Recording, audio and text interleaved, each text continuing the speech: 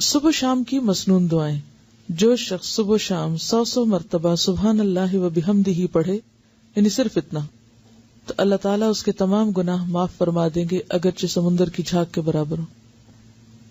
اس کی عادت کیسے ڈال سکتے ہیں آپ؟ کیونکہ مصروف ہے نا سب، تو اتنا وقت تو نہیں ہوگا کہ جا نماز پہ بیٹھ کے 100 دفعہ پڑھ کے پھر اٹھے. کوئی ایک خاص کام جو آپ کو روز کرنا ہے، تو اس خاص کام کے ساتھ آپ ایک خاص ذکر جو ہے وہ اپنا باندھ لیں.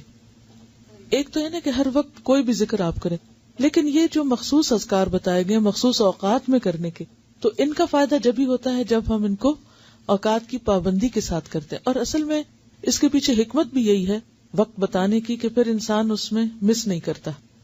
صبح ہوئی، اللہ کی یاد آئی، اور سنت کے مطابق جو آپ صلی اللہ علیہ وسلم نے بتایا وہ ذکر کرنا. ویسے تو آپ کوئی بھی کر سکتے ہیں، ہر ذکر میں فائدہ ہے، لیکن آپ کے نقش قدم پہ چلنا، جہاں آپ نے قدم رکھا وہیں پیچھے رکھنا، اس کا لطف ہی کچھ اور ہے.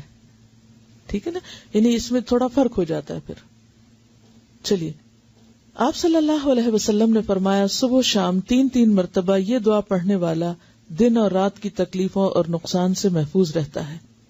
بسم اللہ الذی لا یضر مع اسمہ شیء فی الارض ولا فی السماء وہو السمیع العلیم.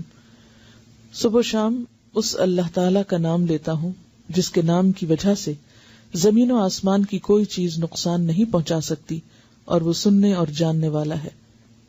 آپ صلی اللہ علیہ وسلم اس دعا کو بھی روزانہ صبح شام 3 مرتبہ پڑھتے تھے. اللہم عافنی فی بدنی، اللہم عافنی فی سمعی، اللہم عافنی فی بصری، لا الہ الا انت. اس دعا کو آپ صبح اور شام کے مثلا سنت کے بعد یا فرض کے بعد اگر مقرر کر لیں تو انشاءاللہ تعالی پھر بھولیں گے نہیں. اے اللہ میرے بدن میں عافیت عطا فرما، اے اللہ میری سماعت میں عافیت عطا فرما، یعنی میرے کان ٹھیک رکھ. اے اللہ میری بینائی میں عافیت عطا فرما. آپ کے سوا کوئی بھی معبود نہیں ہے، کیونکہ انسان کی جسمانی صحت اس کی عبادت کے لیے، اس کے کام کاج کے لیے، فرائض کی ادائیگی کے لیے بہت ضروری ہے. تو آپ صلی اللہ علیہ وسلم 3 بار صبح اور شام یہ پڑھتے تھے. اب ویسے تو آپ ایک بار بھی پڑھ سکتے ہیں، لیکن اصل سنت کیا ہے؟ پھر 3 بار پڑھنا. آپ صلی اللہ علیہ وسلم نے فرمایا کہ جو شخص سورہ اخلاص، سورہ فلق اور سورۃ الناس صبح شام 3 بار پڑھے گا تو وہ ہر قسم کی آفت سے محفوظ رہے گا. ترمذی کی روایت ہے.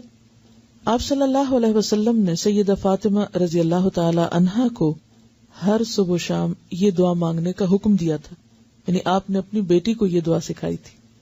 یا حی یا قیوم برحمتک استغیث فاصلح لی شأنی کلہ ولا تکلنی الی نفسی طرفۃ عین. اے ہمیشہ زندہ اور قائم رہنے والے، آپ ہی کی رحمت کا واسطہ دے کر فریاد کرتا ہوں کہ میرے سب کاموں کو درست کر دیں اور مجھے میرے نفس کی طرف پلک جھپکنے کی دیر کے لیے بھی حوالے نہ کریں. اس کا کیا مطلب ہے؟ مجھے میرے نفس کے حوالے ایک پلک جھپکنے کی دیر بھی نہ کریں. کیوں؟ مجھے مسلسل اپنی حفاظت میں رکھیں، میں بھٹکنے نہ پاؤں. ومن یکفر بالطاغوت، تو طاغوت میں سب سے پہلے خود اپنا نفس آتا ہے. ان النفس لامارۃ بالسوء. اور اگر انسان اپنے نفس کی باتیں ماننے لگ جاتا تو کبھی بھی پھر وہ اللہ کی بات نہیں ماننے دیتا. تو انسان نفس کے حوالے ہوا نہیں اور پھسلا نہیں اور گیا نہیں. ٹھیک ہے، تو اس لیے یہ دعا بھی بہت اہم ہے اور بہت ضروری ہے. تو نفس کے حوالے ہونے کا مطلب کیا ہے؟ برائی کی طرف جانا. اس میں آپ دیکھیے کہ آپ سارا دن عہد کریں گے میں نے یہ نہیں کرنا ہے، ایسا نہیں بولنا، ایسا نہیں کرنا، اور لمحے بھر کے لیے کیا ہوتا ہے؟ منہ سے بات نکل جاتی، آپ ایک دم غصے میں آ جاتے ہیں، آپ ایک دم وہ کہہ آتے ہیں جو سویر سے وعدہ کر رہے تھے شام تک کہ اب آج سے میں نے یہ جملہ نہیں بولنا یا یہ کام نہیں کرنا. وہ لمحے بھر کے لیے آپ نفس کے حوالے ہوئے اور گئے. تو یہ دعا بہت ہی زبردست دعا ہے کہ یار اب میں تو اپنے آپ پر، خود پر ایک لمحے کے لیے بھی بھروسہ نہیں کر سکتا، لمحے کے لیے بھی مجھے نہیں ادھر جانا، کیونکہ ہمارے ساتھ نفس بھی ہے، شیطان بھی ہے. تو یہ ایسے دشمن ہیں، ایسی طاقتیں ہیں کہ جن کا مقابلہ ہم تنہا نہیں کر سکتے، یہ صرف اللہ کی مدد سے ہو سکتا ہے. اس لیے صبح اور شام، ورنہ بعض اوقات انسان کہیں ایک دفعہ تو مانگ چکا، اب اور کیا مانگنا، روز کیا یہی مانگنا. یعنی آپ کے ذہن میں یہ آ سکتا ہے کہ سویرے بھی مانگو، شام بھی مانگو، وہی باتیں، پھر ریپیٹیشن. اس ریپیٹیشن کی ہر سویر کو ضرورت ہے اور ہر شام کو ضرورت ہے کہ ہم بھولنے والے ہیں. پھر سید الاستغفار. آپ صلی اللہ علیہ وسلم نے فرمایا جس نے صبح و شام صدق دل سے سید الاستغفار کو پڑھا اور اسی دن یا رات فوت ہو گیا تو وہ جنت میں داخل ہوگا. اب آپ دیکھیں اللہ تعالیٰ نے بخشش کے کتنے سامان کیے ہیں. ایک چیز کر لو، دوسری کر لو، تیسری کر لو.